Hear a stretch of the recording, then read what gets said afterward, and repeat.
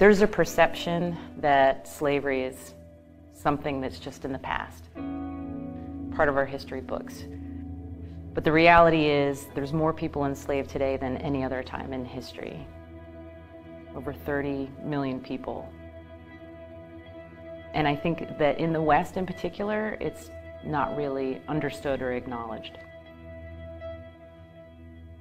In the summer of 2015, we fielded a call at my office from a reporter at the Associated Press, which wasn't unusual because we provide images to the media all the time. But this story, we knew immediately this story was different. Martha Mendoza, the reporter, and a team were working on a months-long investigation to expose the extent of the exploitation of human beings in Southeast Asia in the fishing industry. Men are tricked into working on these boats, and they're essentially enslaved for decades. They think they're going to get paid, but they're kept at sea, captive on these boats. And the times that they do go to shore, they're kept in cages. Commercial boats would rendezvous with slave boats and exchange fish that would eventually end up in the United States supermarkets. This exploitation of human beings, everybody was aware, but they couldn't catch them in the act.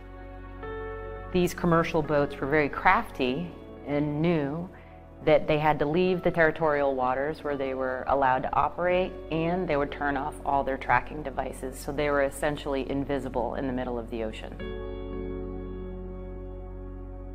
Martha and her team had a body of evidence based on ground information, people that had actually escaped from slavery. She needed a smoking gun. They needed something tangible that they could look at that was unrefutable, that would create action.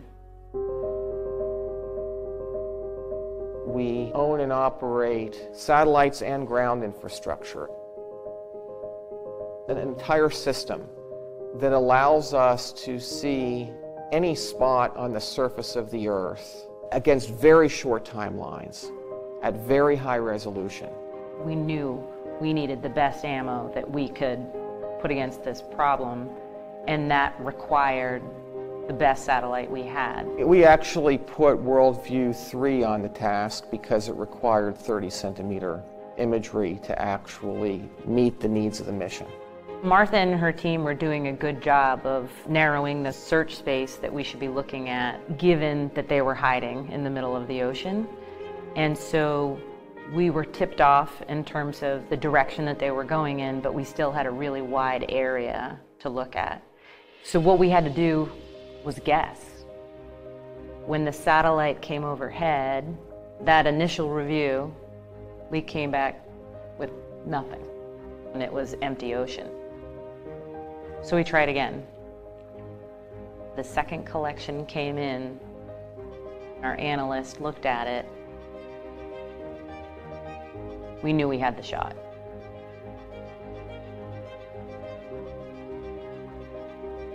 The image was stunning in its clarity. Even we were shocked.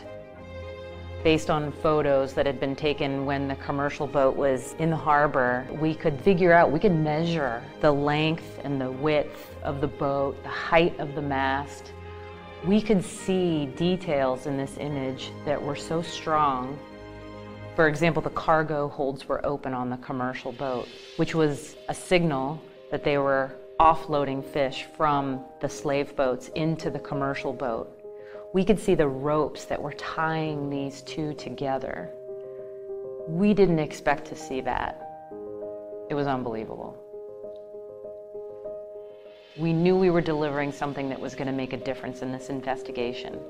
And the Associated Press brought it to the authorities that agreed to cooperate based on the visual evidence that we had provided.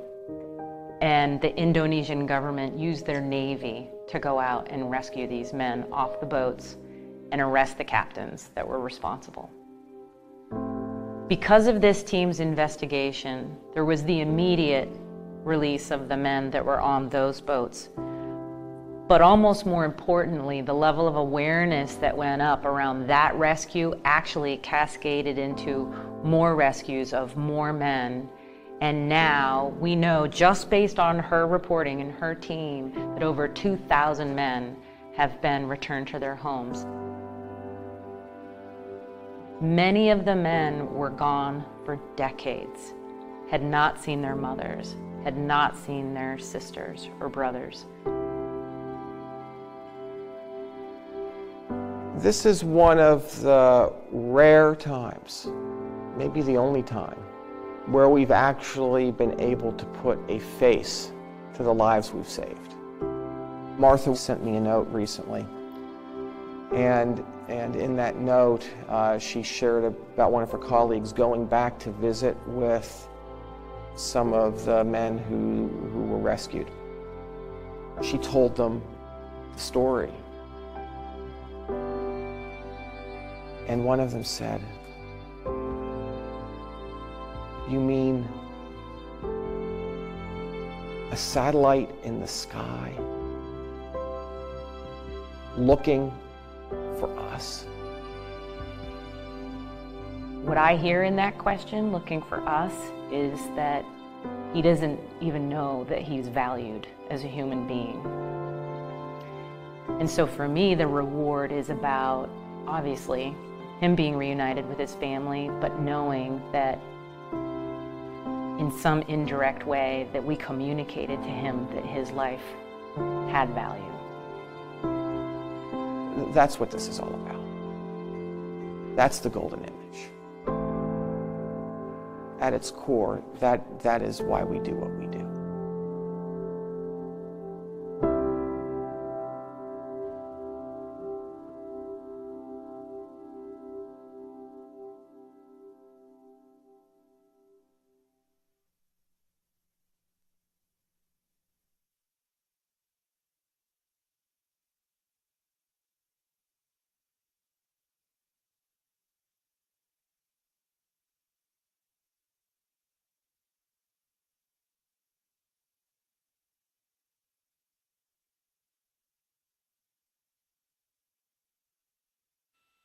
This is the LC on Channel 1 with terminal count briefing.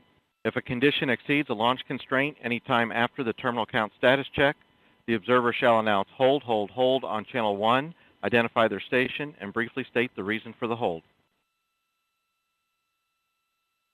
FTS LC, verify the hold fire switch is in the proceed position. Ready to proceed.